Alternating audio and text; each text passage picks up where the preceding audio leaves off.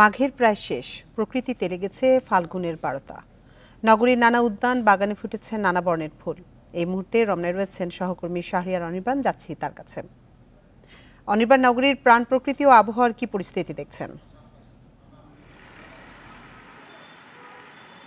দেখুন, বসন্ত শুরু হতে আর হয়তো ১ সপ্তাহ বাকি আছে। কিন্তু এর ভিতরে বসন্তের যে আবাহন সেটি কিন্তু শুরু হয়েছে। আমরা জানি যে মাঘের শেষ থেকেই বসন্ত ঋতুরাজের যে বর্ণিল প্রকৃতি, সে বর্ণিল প্রকৃতির আবাহনটা শুরু হয়। আমরা এখন রয়েছি রমনা ঐতিহ্যবাহী রমনার যে পার্কটি, সে পার্কে উদাল গাছের নিচে রয়েছি। আপনাকে যদি দেখাই, এই শীতের স্নিগ্ধ সকালে যে মিষ্টি রোদটি উদাল গাছে এসে পড়েছে, তো তার রূপটাই একেবারে পরিবর্তন হয়ে গেছে। পত্র ঝরাই গাছ, যেটি একেবারে বলা যায় যে শীতের শেষ থেকেই তার গায়ে যে যত সবুজ পাতা ছিল সে পাতাগুলো ঝরে হলুদ রঙের যে ফুল, সেই হলুদ রঙের ফুলে একেবারে সেজেছে উদাল। আমরা জানি যে উদাল কিন্তু আমাদের একেবারে বিলুপ্তি প্রায় প্রজাতির মধ্যে যে গাছগুলো রয়েছে সে তালিকার মধ্যে কিন্তু অন্যতম উদাল। এই উদাল কিন্তু একটা সময়ে সারা বাংলাদেশে বিভিন্ন এলাকায়, অর্থাৎ পাহাড়ি এলাকায় বিশেষ করে পাওয়া যেত। এই গাছের যে রূপ, অর্থাৎ এই বসন্তের আবাহনের সময়, সে মিষ্টি রোদের সময় এই গাছ কিন্তু একেবারে বাহারি সেজে ওঠে।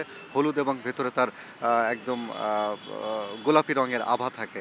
তো এই গাছে কিন্তু ঔষধি গুণও রয়েছে। এর বাকল দিয়ে একটা সময় হাতি বেঁধে রাখা হতো, এত শক্ত একেবারে এই বাকল হয়। এবং পাশাপাশি এর যে ফুলের রস এবং গাছের পাতা দিয়েও ওষুধি নানান রকমের রোগ নিরাময় করা হয়।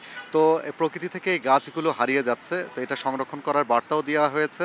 এবং পাশাপাশি আপনাকে যদি বলি, এর ভিতরে কিন্তু শিমুল এবং শ্বেত শিমুল, এই ২ রকমের ফুল কিন্তু এখন প্রকৃতিতে এসেছে এবং এই ফুলগুলো কিন্তু এখন ফুটেছে। আমরা দেখেছি যে হাতিরঝিল, রমনা পার্ক এবং বোটানিক্যাল গার্ডেন এবং পাশাপাশি ঢাকা বিশ্ববিদ্যালয়ের যেসব এলাকাগুলোতে ফুল থাকে, সেই এলাকাগুলোতে কিন্তু আমরা শ্বেত শিমুল আমরা দেখতে পাচ্ছি। অর্থাৎ সাদা রঙের যে ফুল, শ্বেত শিমুল যেটাকে বলা হয়, শ্বেত শিমুলও কিন্তু এখন ফুটেছে। আমরা লাল শিমুলের পরিচিতি আমাদের কাছে অনেকেই রয়েছে, কিন্তু শ্বেত শিমুল অর্থাৎ সাদা রঙের যে ফুলটি, সেটিও কিন্তু আমরা ফুটতে দেখেছি এই সময়ে। অর্থাৎ বসন্ত আসার আগের যে আবহন, সে আবহন বার্তা কিন্তু এর মধ্যে প্রকৃতিতে চলে এসছে।